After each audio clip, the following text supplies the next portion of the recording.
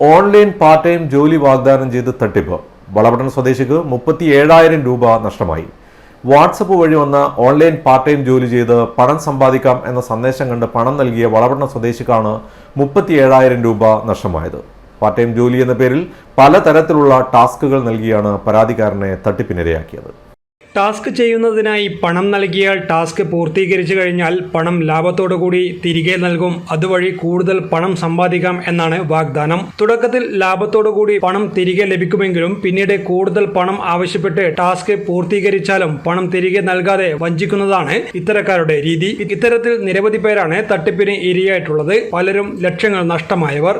സമാനമായ തട്ടിപ്പിൽ പാനൂർ സ്വദേശിക്ക് 7,670 രൂപ നഷ്ടമായി.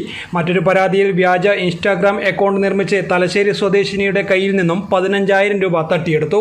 പരാതിക്കാരന്റെ സുഹൃത്താണെന്ന വ്യാജേന ഇൻസ്റ്റാഗ്രാം വഴി മെസ്സേജ് അയച്ച് പണം ആവശ്യപ്പെടുകയായിരുന്നു. പിന്നീടാണ് അതൊരു തട്ടിപ്പാണെന്ന് മനസ്സിലായത്.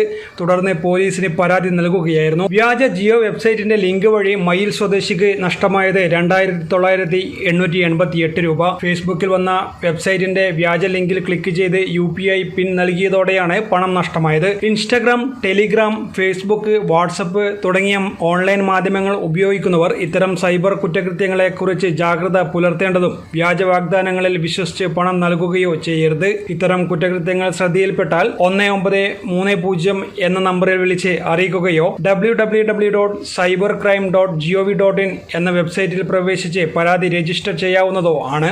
News desk, city news.